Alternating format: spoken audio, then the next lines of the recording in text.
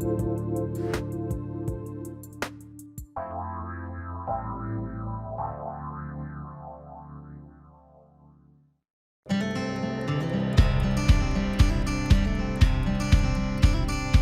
a world that can be challenging, and at times unpredictable, it's hard to find moments to focus on what you need. Join Stephanie James on The Spark as she guides you to use your inner flame to ignite your best life.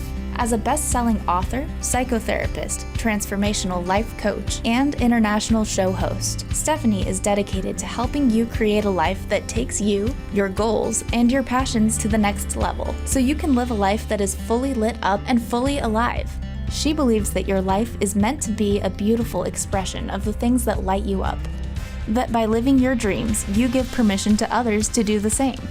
Are you ready to feel alive and inspired to fuel your dreams and put a fire behind your desires? Let's ignite a spark in one another that will illuminate the world. The Spark, with your host Stephanie James, starts now. Welcome to The Spark. I'm your host, Stephanie James.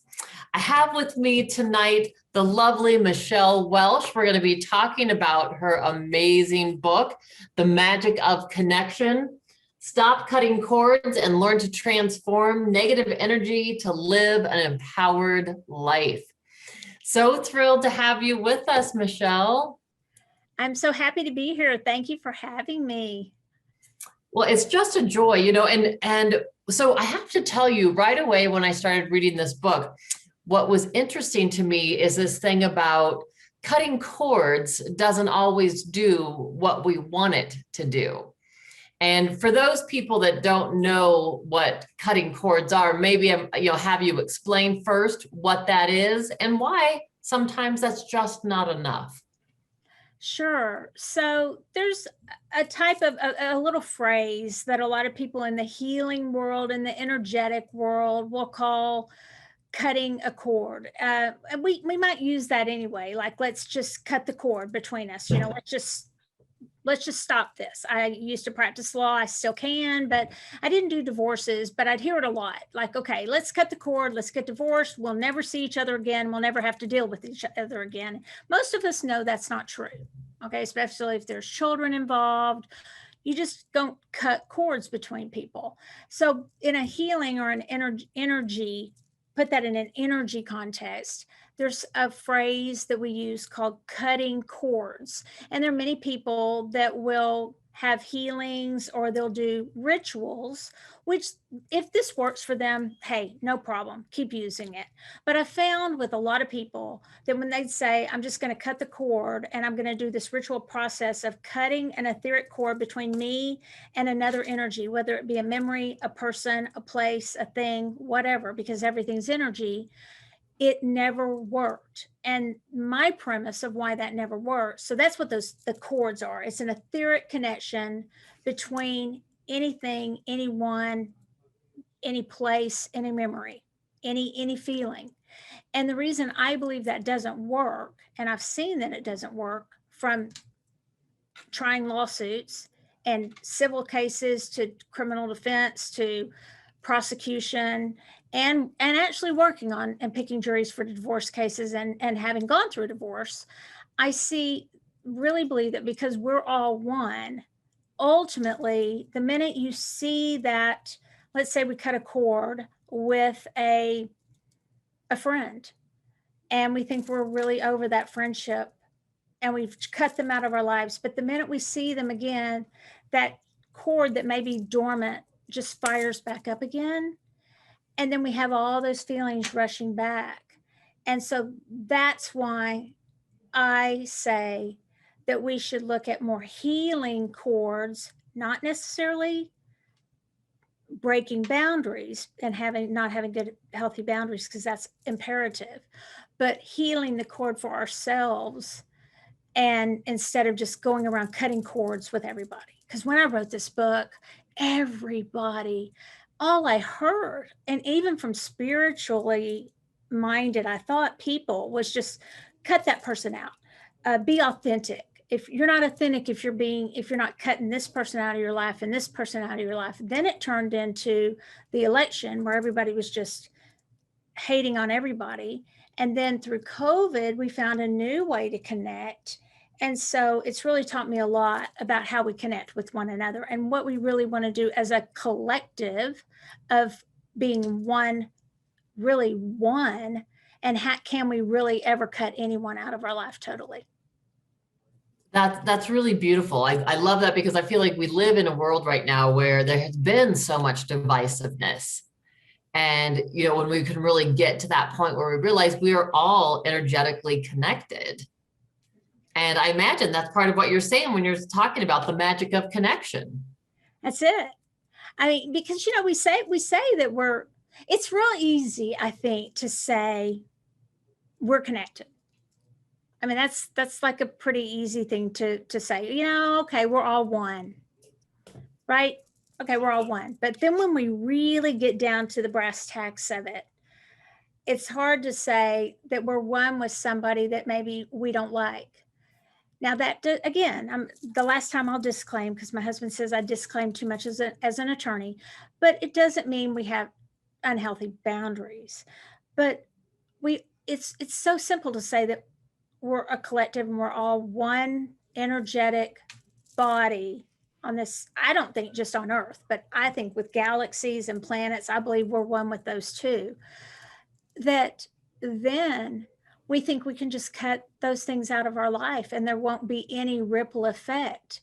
And there really is, because there's 0 degrees of separation if we're all one. It's illogical to say you're one and then say that you can cut yourself off from part of what you're one with. I absolutely agree. And so then if we realize, Michelle, this oneness, what are the benefits for us being in touch with this oneness? That's a great question. I feel that it makes me feel better to know that there is something so much bigger than just me. Being in touch with the oneness, we're going to treat people differently, first of all, because they are us and we are them. And we also know the whole collective, everyone has our backs. We're even when we maybe aren't on the same vibe, we hear about that all the time. Okay, well, we're on different frequencies. We're, just my radio channel is not your radio channel. We just agree to disagree. But really, and that's true, we could be on different frequencies. We may have come here with a completely different purpose. I mean, there's a purpose, this over here, and it's completely maybe not in alignment with the purpose over here. And it's hard to know how those could be one. But to me, it gives me a little bit of peace to know that even though in the midst of the most, we can look back, and I hate to just keep bringing it up, but look back without going into the politics of it, the election, and just people who were just families tearing each other apart, and know that if we really are one, and if we could just lean into that more, the emotion, or not even the emotion, the factual truth of that, then we could find some ways to connect. Like the Dalai Lama says, start with those things that you can agree upon instead of starting with everything you don't agree upon. I mean, why do we start with the things that we disagree about?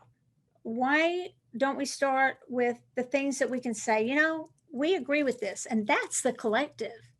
We find the things that we can agree. So it makes me feel really good to know that I have a lot of people that have my back, and it's really everyone, right?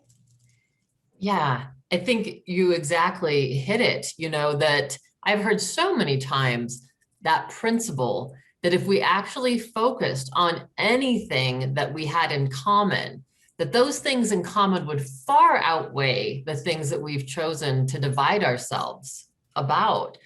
So I just, I feel like this is such an essential conversation. And so I'm curious too, though, about transforming negative energy. You say, part of the title is transform negative energy to live an empowered life. How do we do that when we're confronted with negative energy, either externally, or we realize that maybe we're carrying some internal negative energy? So we read the book.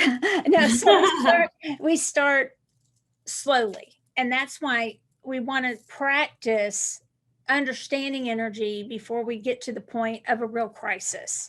So the front of my book talks about transforming, which is very close to transmuting. I want to get us ultimately to where we're transmuting, but transforming is a little more palatable and people understand that word a little bit more. But to do that, it's a lot of practice I use a lot of visualization. And I will say this, I saw somebody write the other day that not everybody can visualize. And I take issue with that, because if somebody, just like my stepson, I know how old I am now because he has a Miata. Okay, do you remember? You're not as old as me, but I remember those cars. And I remember when those cars just went out of style. Well, now they're way back in. People are rebuilding these cars and they're really, really cool to get a Miata. And so he knows that car is like a creamy white color. So I can tell him, think about the color of that car and now turn that car to red. He's just visualized that. So it's really pretty simple, right? So I do a lot to transmute energy. I do a lot of visualization work with people to literally take, and especially let's say somebody has just made us so angry.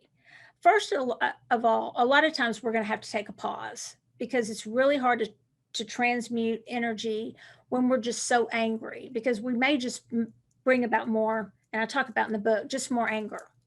I've done that before. I've just, anger can beget more anger, and I can just create more anger if that's what I'm thinking. But if I can calm down and use some of the methods in the book, some essential oils or crystals or things that help me just chill out a little bit, then I scan my energy and I say, okay, what's mine? What belongs to me?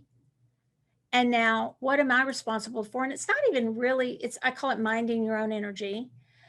And then I start to, one of the things I have people do, and I've had, I don't know how many times today I've had people to do this. Literally, let's say somebody just literally at work made us so mad, they just left us out of a project that really, it was our idea, let's say. And then they took full credit for it. I mean, that's going to make somebody, this pretty not cool, right? So I say, take that, however that feels, name it. I won't go through everything, but take the bad feeling of it and don't let it get in here yet into wherever it would connect, wherever that cord of connection would go in your body. It may stab you in your gut probably, or it might get you around your throat. Wherever it would connect and take root, stop it first, look at it, name it, and do all your clairs, all your senses with it. Smell it. That sounds kind of gross, but look at the texture. What color is it? It doesn't look so great. And it may be a cord, it may be a fat blob of something. Then, and give it a name, then change it to what you want it to be, some vitality that you could use for it. And this is transmutation. Because instead of throwing it back at them, which a lot of people will say to do, okay, what can we do to get even with them? We're going to change it into something we can use for our vitality. So we're going to rename it, and we're going to change the cord into something like a silver, beautiful cord, or the blob into something beautiful. And we're going to listen to what it has to say to us now, all the clairs, all the senses, and go through all of them. What does it look like? And change it. And the extra thing I would have people do is to give it a symbol. So the next time that happens and that person walks by and you're going, yeah, there goes so-and-so who stole my idea. Uncool. I don't really like them. We can just remember that symbol, whatever, let's say it's a bell. we'll just remember the bell. And we don't have to go through the whole process again. We go straight to the bell, and then we just take the bell and we put it into if we felt kicked in the stomach, the solar plexus, we just put that bell right there. And so we're using that for vitality instead of sending that icky energy back to them. And that is transmutation. That is magic. We are literally, because energy never goes away. It's thermodynamic. It literally is physics. It's thermodynamics. It never goes away. It only changes form, and there's a limited amount. So we can change the form of it. We literally can. We can try to, I laugh sometimes when people are saging around here, because I'm like, okay, you just saged that out the door, but did you intend to change the form of it? Because if you didn't, it's just lingering outside the door, because you didn't change the form of anything, because energy never goes away. I mean, you can say I'm sending it to the light, or I'm sending it to poor Mother Earth, where we always do that. I talk about it in my book. I'm like, why does everybody keep sending everything to Mother Earth? Why can't we help her by transmuting the energy? That's truly going green. If people want to talk about going green, we're always like, send it to Mother Earth. And I'm like, she's worn out. Can't we transmute some of this energy ourselves? So that's transmutation. It's literally like turning water into wine. It's magic. It truly is magic. And I'm just astounded with how much this overlays with what I do as a psychotherapist when I'm working with trauma clients. And one of the techniques that we use is when there's first identifying some of that pain is exactly what you're saying. We locate it in the body. I have them name what shape it is, what texture it is. If it had a color, what would it be? If it made a sound, what would it be? Even the same thing you said, if it had a smell, what would it be? And then to really bring in what I say is either divine light or whatever their higher power, higher self is, and bringing whatever color of healing light that is directly into that area to, permeate, penetrate, go in, around, and through that area. And I've never thought of it that way, but that's exactly what it is. They're transmuting that energy. And I love the next step that you take it, where then you give it more of a healing quality and a symbol, where then once it's transmuted, it can actually be used in this really beautiful, positive way. Thank you. Yeah. And it is, I love how you said that, how you have them use whatever it is to them, the light, because you can flood a cord of connection with that light too, with that color, and I go through the different colors in the book that you can flood. If you think about, just a cord of connection between, and maybe it's a chain. I always think about, let's just use maybe the time I was a helicopter mom, and I kept saving my kids, my one of my 3 children, by taking, every time they forgot their homework, I'd run it up there, right? And then I'd embarrass them and say, stop forgetting your homework, or something like that. I didn't do that. But, at least not with 2 of them, but I probably did with 1. And so, maybe then I'm telling them everything to do in their life. And maybe I'm just helicopter momming them.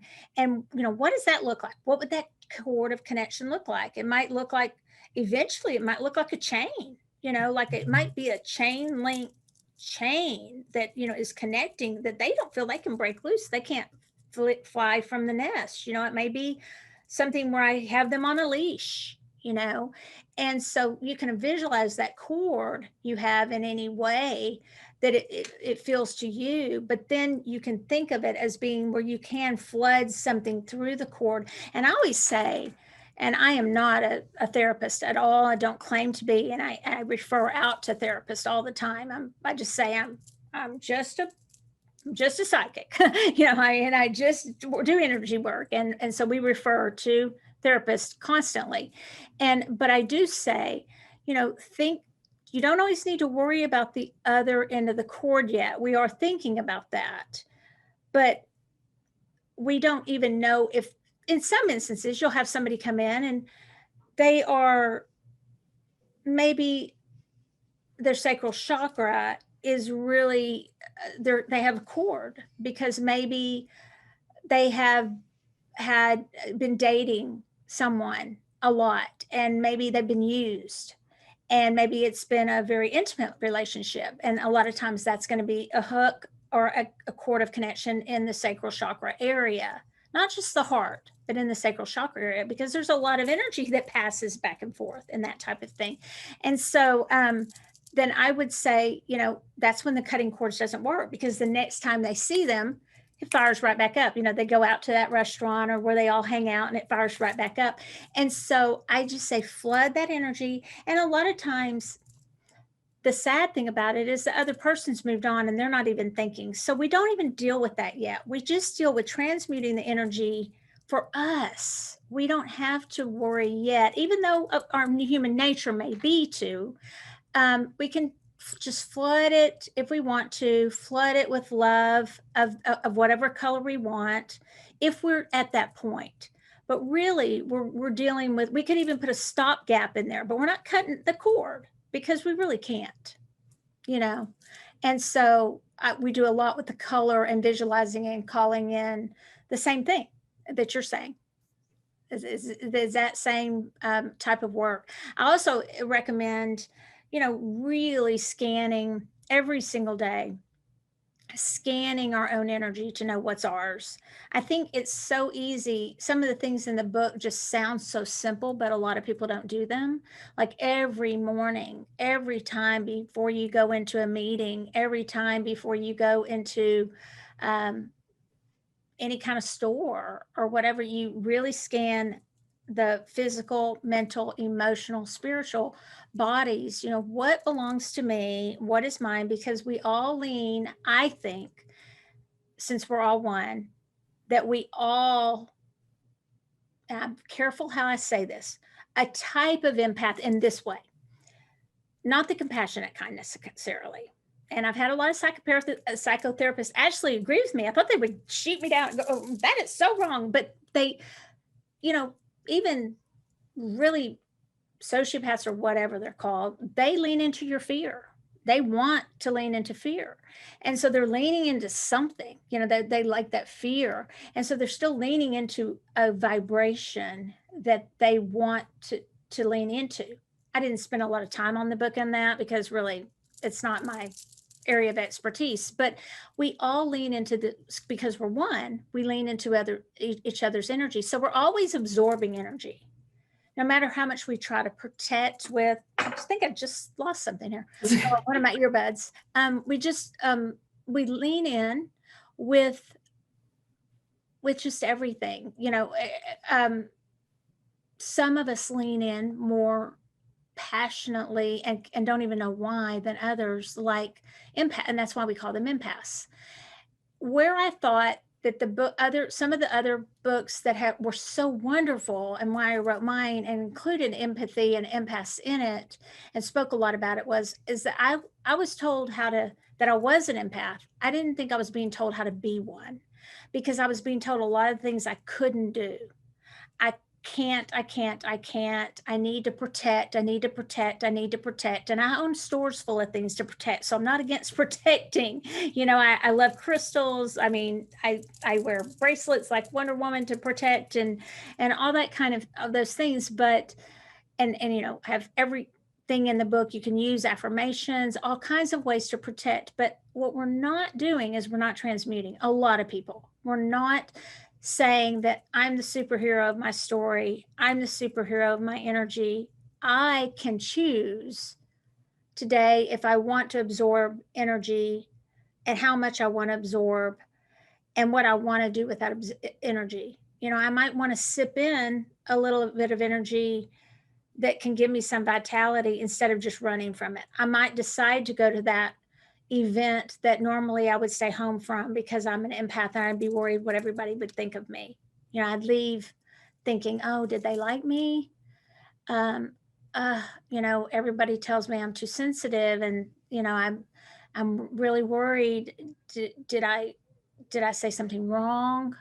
I feel everybody's energy there. I don't know what energy I picked up. And there's always just I noticed in my store, such a negativity bias. The people, you wouldn't hear much about all the positive energy they picked up. You would just begin to hear, and I think a lot of this was picked up from, not intentionally, but from a lot of things they read that they would pick up from. I don't know why. Maybe we just have a negativity bent, which is unfortunate. But if why aren't we picking up the positivity? And I would hear every day people come in my store, I'm an empath. And say, oh yeah, and I try to be very friendly because I hear it about 50 times a day. And I am one too, card carrying, traditional carrying empath. I say traditional in the sense that, as opposed to the ones that I say, some of them might be empaths that we don't traditionally think of as empaths. And, I don't ever want to be ugly about it, but I want to say, why can't we go a step beyond and say, okay, what are we going to do about it then? How can we, instead of saying all the things we can't do and all the things we have to hide from and put bubbles of protection around us, which are all great things and we may still need to do, but can't we at some point get to where we can transmute that energy and we can be the heroes? We can write the story we want to write. And, Melinda Gates said that not too long ago. She said, she was being interviewed when the story about her getting divorced came out. And she said, look, I think that the leaders of the future are the empaths because they are the ones who are compassionate. And I will say this, there are also people who say that's not fair to the empaths because you're putting too much on them. They're not going to be able to handle that. Well, wow. Okay, so now you're telling them they can't handle that. They can't handle life. I'm not talking about severe social anxiety. I'm talking about the majority of people who know that they lean into energy, they feel it more acutely, they feel the earth, they feel animals, they feel the feelings of other people. And I think it's time that we know that we can choose to change that form of energy if we want to, instead of just always hiding from it. Michelle, such important information. And we need to take a commercial break. Okay. And then we're going to be back with Michelle Welsh and talking about her amazing book, The Magic of Connection. So come on back and join us. We're going to be talking about some of Michelle's own life experiences and getting to delve deep into understanding the negativity bias in the brain, as well as understanding how being an empath, you can still go full out and live fully in the world. Join us soon on The Spark.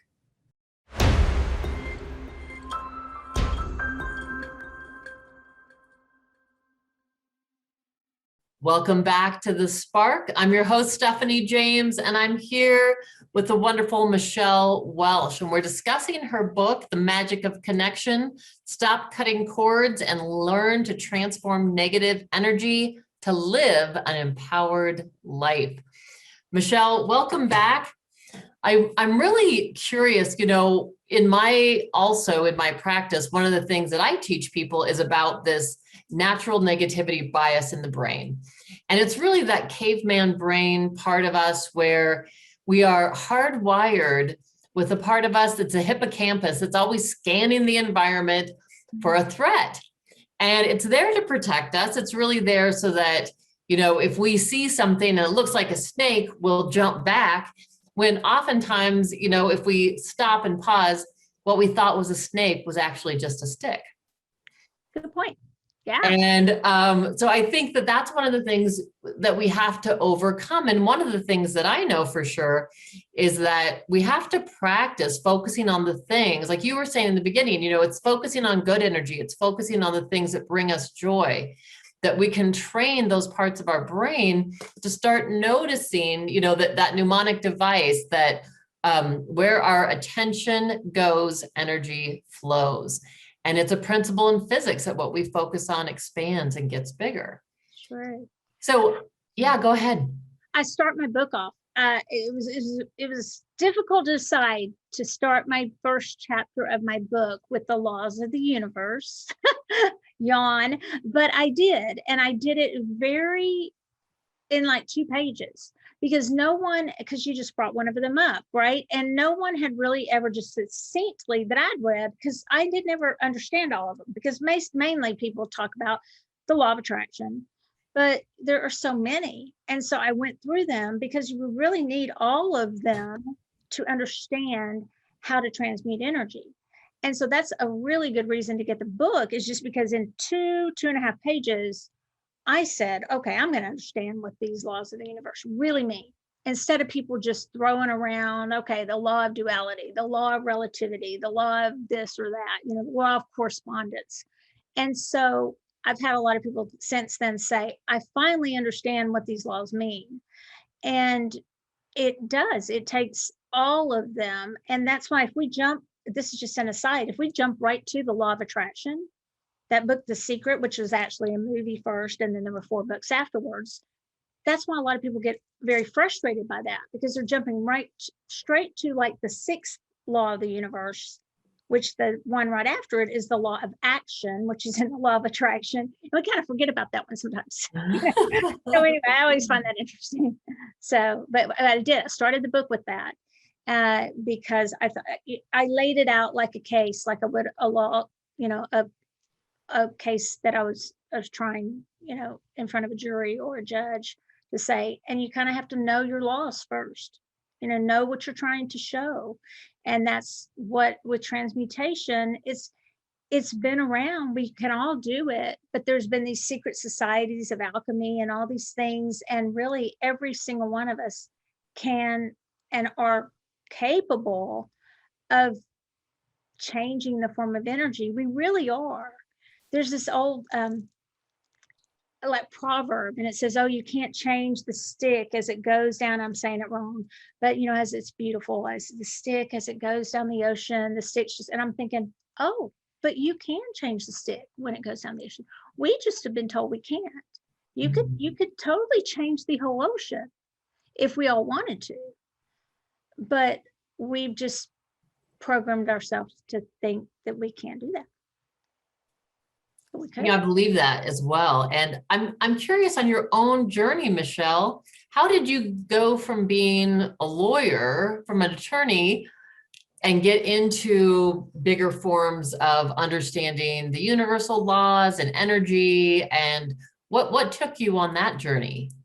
Well, first of all, Stephanie James, I want you to know that you asked that nicer than anybody else who's ever asked that question, more kindly. I have had it said to me like this: how'd you fall so far down from being an attorney to doing this? And I thought, oh, whoa. So what you just said is beautiful. Thank you. Because, and it shows to me you get it. And that's why you have this show, because I finally realized there was just more to, I wasn't happy in life. A lot of lawyers, quite frankly, when you look at metaphysics, spirituality, you're going to find a lot of lawyers who are doing this. I've noticed, since I thought, oh, wow, this will be interesting. That'll set me apart. No, it doesn't, because so many lawyers are in this field. Mm-hmm. And why? Because I think that they become disillusioned with what's going on in the world. They see a lot and maybe aren't really happy. And I felt, there was just a big, that would say, I was raised very religiously, but I not to, I feel like I'm stuttering about it, but it's not that, I'm trying to find the perfect words. It's not that wasn't working for me either. It's just that it wasn't all working. And so how it happened for me was, frankly, a divorce. It all just culminated and it wasn't working. I was not living. I wasn't living. Mm-hmm. And I was surviving. I was probably headed for another nervous breakdown, because I had one at about 30 with 2 of my kids at home. And then around about 38, I had my daughter. And I'm not ashamed at all to talk about mental illness. I really had it. And I was told, you have to work. Oh no, you shouldn't work. You're a mom, you should stay at home. So many of us get that. And we really got it back then. And finally, I just said enough, that I'm not finding what I'm looking for. And so we just started, my new husband and I started making, his name's Roger, started making these bracelets. And I would wear them to court, and I almost like a mala bead, and I would just do my little mantras or affirmation just around the beads, and they would just calm me down. And that is how I ascended, thank you for putting it that way, and moved up into my purpose, as opposed to, I can still practice law. People have asked me recently, about 2 years ago, whatever, I guess 2 years ago, to run for judge. And I was tempted. My ego was very tempted. Whoa, that would make me feel really important or something like that. It's just, thank you so much for putting it that way, because, and now, of course, with the stores, we're doing very well. But even when I was just not even doing much and just pursuing, making little bracelets to sell at my friends' houses, but they're big houses, and I had gotten a divorce and left my big house, and here I was, what the heck have I done? I was much happier, and I was pursuing what I was hoping to find some peace in life, and I have. I can tell. I mean, you're so radiant, I just talk about good energy. You've got such great energy from the moment you came on the screen. And so I can feel that transformation that's happened within you. And I appreciate you sharing that story, because I think we do go through those times in our life where, I call it, we get taken to the end of our being. And at those times, we can either, I said, well, we have a choice. We can kind of roll over and die, where we kind of become non-functioning and we're not contributing and we feel miserable. Or we say, you know what, there's something else.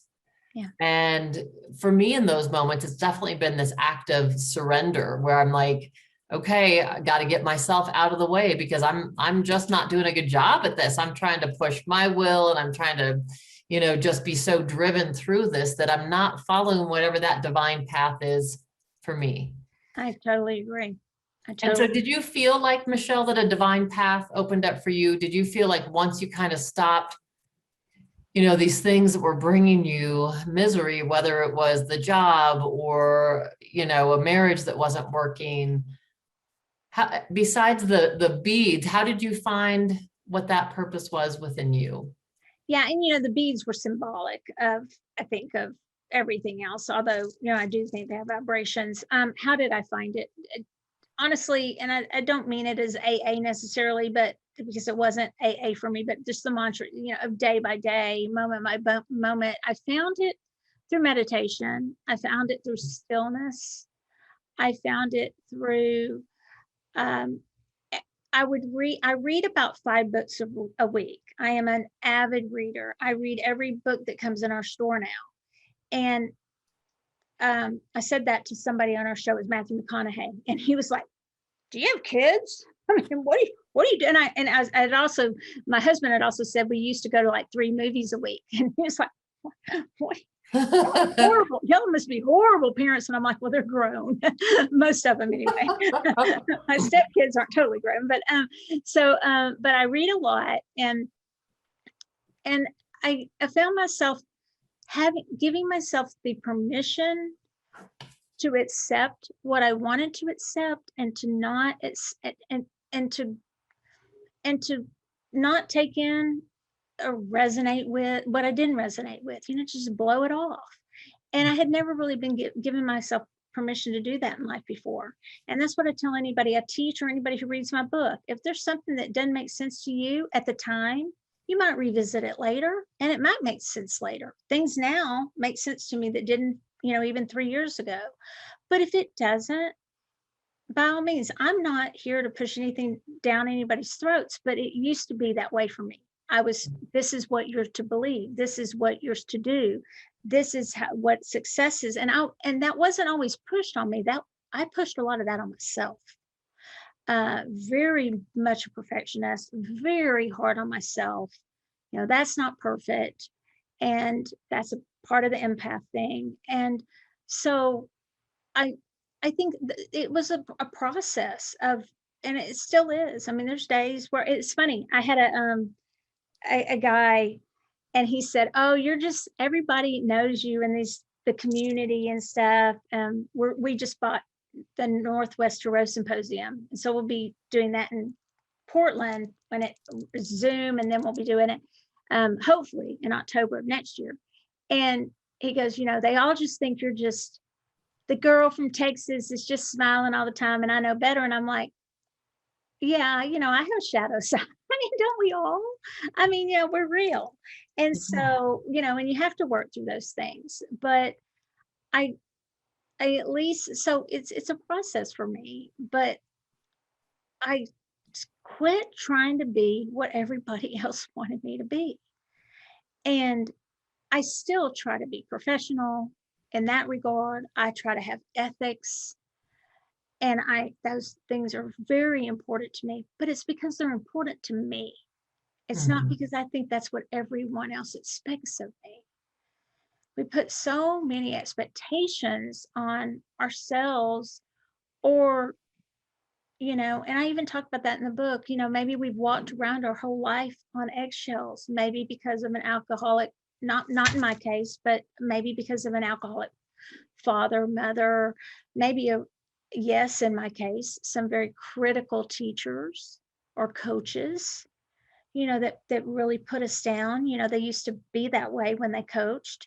I was a tennis player, and we've even seen that lately with the Olympics that's been coming out, and it's really been coming out horrifically, some horrific stories, and so I think. Thank you for letting me share it. But I think it's important for other people to realize that it just doesn't happen overnight, an awakening, I don't think it feels like it's overnight. You feel an awakening overnight, but it's not, it keeps going. I mean, you still have those days where you're down, or you still have those days where you're like, what did I do? Did I ruin my entire life? What have I done? And you still have those moments. I mean, we all do. We're not perfect. Michelle, thank you so much for saying that. I just think that's one of the biggest messages that we can give, because so often people look at, authors, thought leaders, luminaries, light workers like yourself, and they think, oh, well, they have it all together. They have it all figured out. And I love the expression, that we're all the same height. We're all in this together, we're these human beings that are going through this messy experience called life. And there's days we have it really figured out, we're on top of our game. And there's days that we struggle, and we all have those emotions. And so thank you so much for sharing that, because I really feel like it gives people then permission to be more authentically themselves, and that being human contains all of those emotions and all of those experiences. So thank you so much. We're going to go on a quick break again, and then we'll be right back with the wonderful Michelle Welsh continuing this great conversation. Come on back.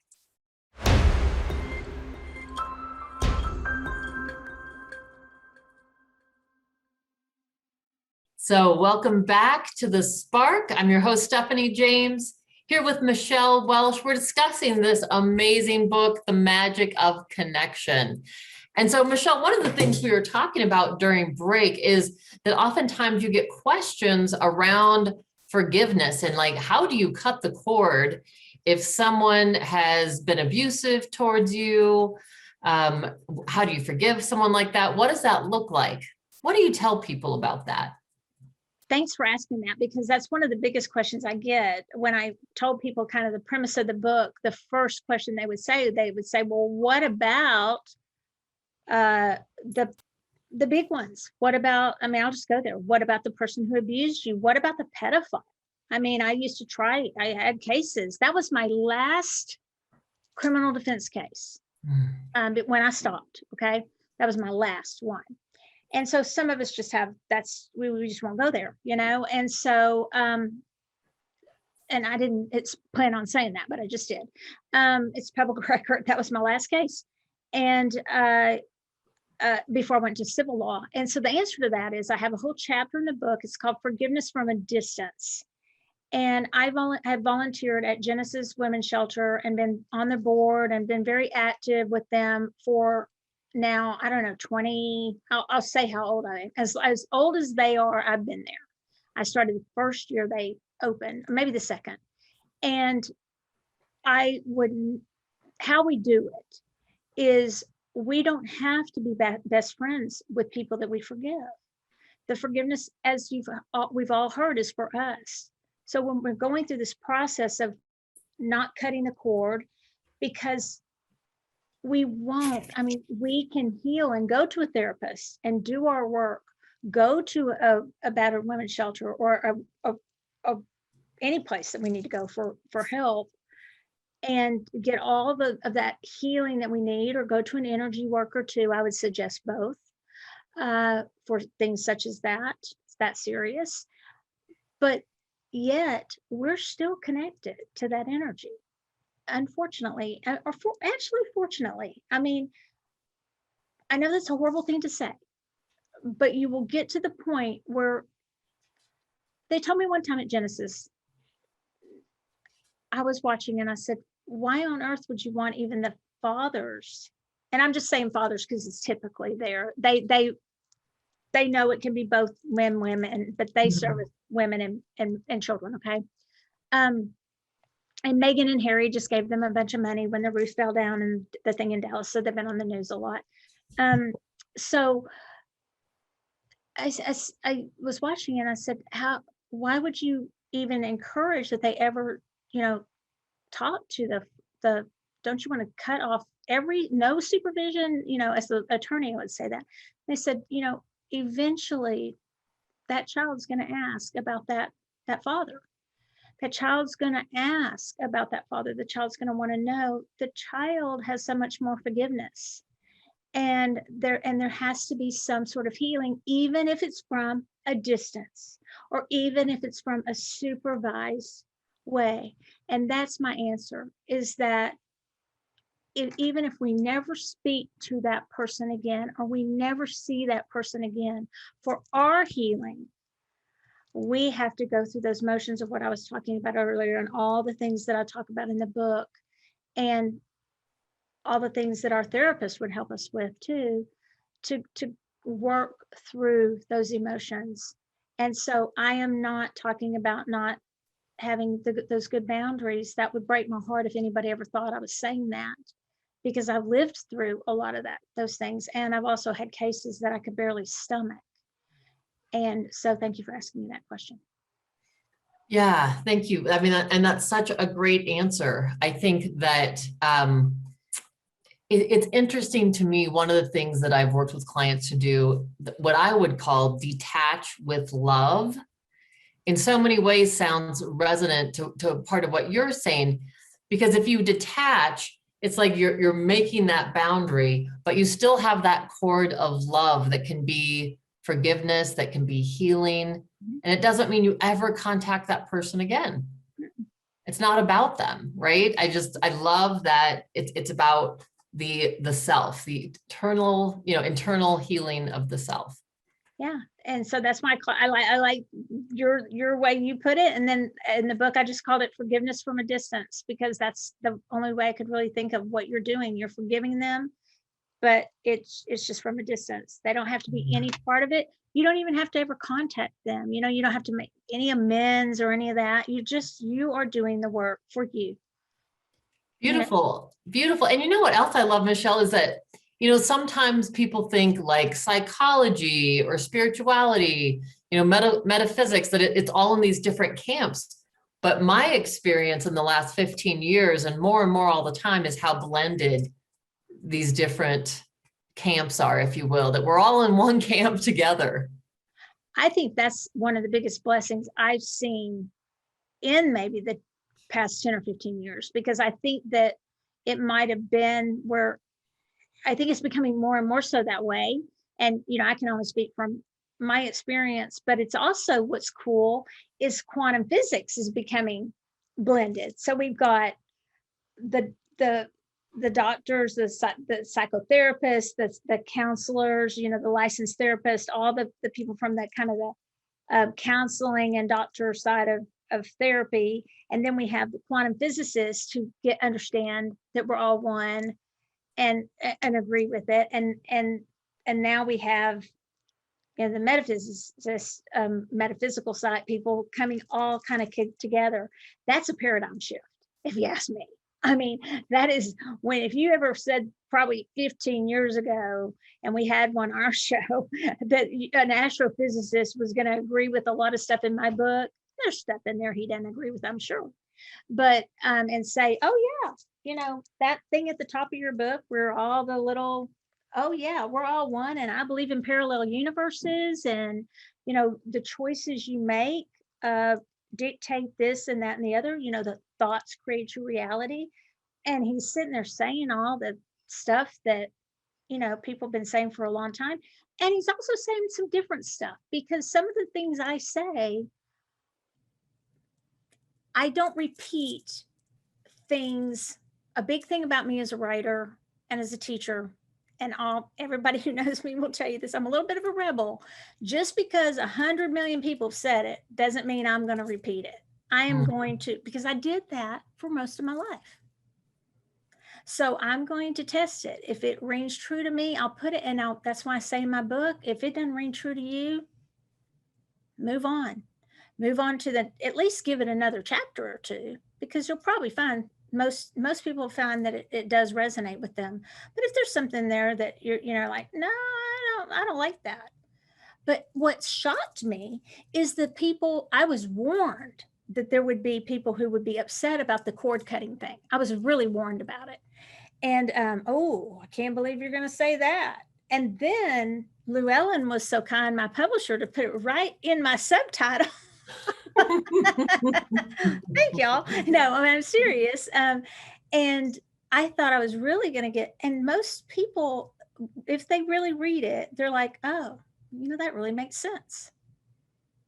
Because you really, if you logically go through it, and I say in my book, I say, for us to say, it's really difficult when you're in the middle of it. It's kind of Pollyanna when you're in the middle of it, to say, thank you for giving me the opportunity to transmute energy. Thank you for giving in situations. It's easier maybe if somebody just cuts you off in traffic. I start with that one. That's what I practice on. So I don't, like rear up beside them and pass over them and honk at them, because, I'm prone to maybe do that in Dallas traffic. But so it's a good place to start with really easy stuff to transmute, like stuff that, but that's, it's really, I think it's time. One of the biggest things I want to say is there are so many people who talk about being an empath, and they are wonderful. But I wish we could all start talking more about what we can do, instead of limiting all of the empaths to everything that they have to protect themselves from, and all the stuff that they can't do. Because we can do so much. Compassionate people and sensitive people don't need to hide. There may be a time you want to hide and you want to curl up in a ball and put the covers over your head, and that's just fine. But we do have the choice to lead the world, if we want to a better place and to a more compassionate place. And the world needs more empaths. The world needs the sensitive people, and what that reminds me of, Michelle, is, there's a lyric out of an old Jewel song. You remember the singer Jewel? Yes. And she has this song, and one of the lyrics says, please be careful with me, because I'm sensitive and I'd like to stay that way. I love it. I love that. Yeah, I love that. So I've always been, and I resonate with you too, because I've always been the rebel in my family. And, so I'm all about that. And for, challenging beliefs and seeing what fits for us. And to also, part of what I'm hearing you say is maybe also challenge ourselves a little bit out of our comfort zones. If we're the ones that are the empaths, that we can build safety internally, and we can be in this world and contributing to this world and actually helping to heal it. So, not hiding our gifts away by feeling like, oh, I can't handle this big old world. And what I'm hearing from you is that there's ways that we can. Exactly. And that's my hope. I dedicated the book at the beginning to 3 of my kids, and the 3 that I gave birth to. That I didn't really have permission from the other 2, so they may be in the next one. And I said, to the one bullied for singing sensitive songs, to the one ridiculed for wearing an eye patch, and to the one left out for digging for dinosaurs. And then I asked in the first, and I know we are short on time, but I asked, here it is, how often has someone told us to shake it off, get a grip, move on, get over it, let it go, you're too sensitive, or toughen up, only for these platitudes to make us feel even worse than we already did. Our friends, family, and society act as if this should be easy. Just let it go, for God's sake. Eventually, that advice just becomes nastier and nastier. And that's why I wrote the book, because even on social media, it was just like, oh, well, then you should just cut them off. And everybody was just cutting everybody off. And sometimes that's good advice. I'm sure that there are people, that we need to remove ourselves from for a while, and that's healthy. But if we just if we build up so many walls, all of a sudden we're behind the wall with ourselves. And it's just us. Yeah. And all of a sudden, especially if we haven't checked our energy, all of a sudden we're going, oh, wait, some of this might have, and it's not about blame, but oh, wait, I didn't do an empath energy scan, and some of this mood stuff is actually me. Maybe I needed to work on some of this stuff, and it maybe wasn't my best friend, and maybe it wasn't the neighbor, and maybe it wasn't all my husband. Maybe some of it was some stuff that maybe I could have talked through with some people, and some healing that I maybe should have worked, could have worked through. Not should have, but could have worked through, instead of building up all these walls to just wall myself out from people. And I wrote the book because I heard it every single day. I cannot tell you how much I heard it in my stores. I bet. Well, and I love the invitation to step out of this cancel culture that, we've been in for quite a while right now, and that we don't have to be in cancel culture. We don't have to cut everyone off to survive this. That actually there's something that sounds really powerful about standing within ourselves, and maybe just being able to tolerate each other a little bit more, to be able to move into a heart space, or, the heart chakra a little bit more, instead of feeling like, nope, got to wall you off, and that's the only way to be safe.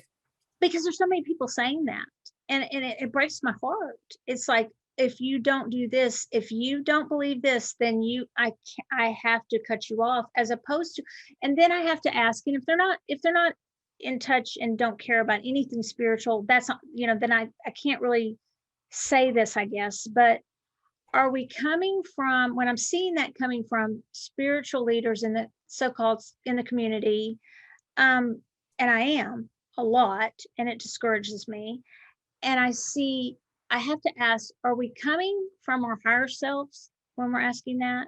Is our higher self, is our super conscious that's saying that?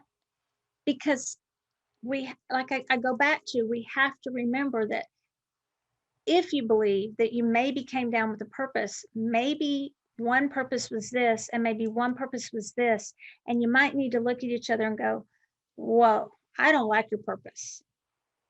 And I don't like your purpose. But you know what? I'm going to find something about you that I like. Mm-hmm. Something. And I don't like it at all. And I'm going to do everything I can do to change what you're doing, because I don't believe in that. Like if there's some real strong social issues that need to be changed, then you may say, my purpose is to change that social issue. And this one may say, well, my purpose is to do this or whatever. But those two people could really, or groups of people could really ultimately do much higher change if they actually found some common ground of where they actually just found that, hey, I actually do like you. I just don't like what your purpose was in this incarnation. Mm-hmm. And I think, boy, Michelle, you just hit it. I mean, I think that's one of the changes that we do need to see in our world. And so within us, we can start making those decisions to, you know, open up ourselves and our hearts in that way. And that not everyone has to be in alignment with our belief system for us to be able to find some of those commonalities. And I know several of my friends, you know, that's one of the things they're doing. They have platforms where they're inviting people on that have very different views than they do, just so they can start modeling how we can have very different views and yet come together as cohorts and co-creators. I love that. I love that. That's really good. That's really And so good. as we're wrapping up and running out of time, you know, what do you feel like, Michelle, whether it's from the book, whether it's straight from your heart, what do you feel like is the essential message that you want to leave with listeners tonight? Well, as far as from what we've talked about tonight, I think I just said it. And you said it too. I feel like we are a world divided, a country that's divided. Sounds like I'm running for office, doesn't it? And it's the exact opposite. If there feels like so much uncertainty, so much division, and there doesn't have to be. Even if we really are one, if people would just realize that we're one, but our purposes are different, then and my book will help with that. I really mean it. The books, a lot of my readers at my store will literally, they can't even read anymore without saying you have to get this book, because it's difficult. And I am telling them, you need to sell my book, obviously, but if not, if you don't believe it. But how can you not want to get in touch with your energy and want to bring the world together? But that doesn't mean that you have to drop, and I'm speaking to some friends of mine, it does not mean that you have to drop your causes and the things that you believe in. It doesn't mean that. But I think it does mean that we can get back to loving one another enough that we don't just cut every single person out of our lives. It's them versus us. The them versus us is really where we're headed. If we don't get some people like us and that your friends who are having these dialogues to say, we're bigger than this.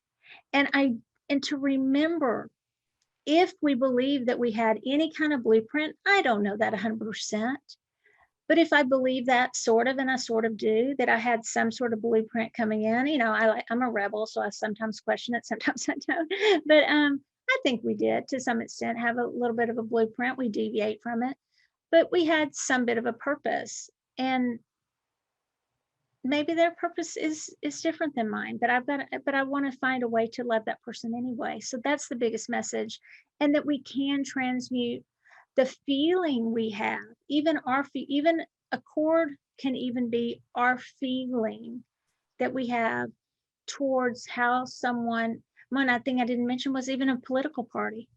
Mm-hmm. That's a chord of connection. Yeah. And we can transmute that. We can heal from that. And so many people think we'll never heal from that, but we can. And there's just so much we can't. We're giving up. So really, the chords now need to be kind of throwing everyone a lifeline, kind of a love line to say, I'm going to reach out to you. And this is, you know, my love line to you is to say, you know, I care about you. I might not agree with everything you have to say. I might not agree with much of anything you have to say, but I recognize you as a fellow human being that I love and that I'm one with and that I care about. And I want you to know that. So. Well, I could feel just the resonance of that, the resonance of that in my own heart, and just appreciate that and love that term. Let's keep sending out those love cords to one another. Yeah. So thank you, Michelle, so much for being on the show. How can people be in touch with you? How can they get the book? The easiest way is just michellewelsh.com. It's a fairly new website, so you can also go to mysoultopia.com for my store, but Michelle Welsh is the easiest, michellewelsh.com. And then we've got all the stuff, Instagram, even TikTok. My husband's is the funniest because he feeds funny stuff to the dogs, but SoulTopia, but michellewelsh.com is the easiest. And right now I'm asking that people buy it. We do sell it, and so does Llewellyn, but if you would buy it from Amazon and leave me a review, that would be great. Just because right now I'm just trying to get those numbers up a little bit on Amazon. So we've sold a whole bunch of books from the store, so that would really help a lot. Beautiful. Yeah. Well, thank you so much, Michelle, for being here with us at The Spark. Find her book, everyone, at Amazon, The Magic of Connection. Thanks for tuning in to The Spark with Stephanie James. Remember that you already have what you need to live a life that is fully lit and fully alive. You're already holding the flame. Now it's time to ignite your best life. Learn more at stephaniejames.world. That's stephaniejames.world. And tune in next week at 6 p.m. Pacific, 9 p.m. Eastern, only on transformationtalkradio.com. Shine on!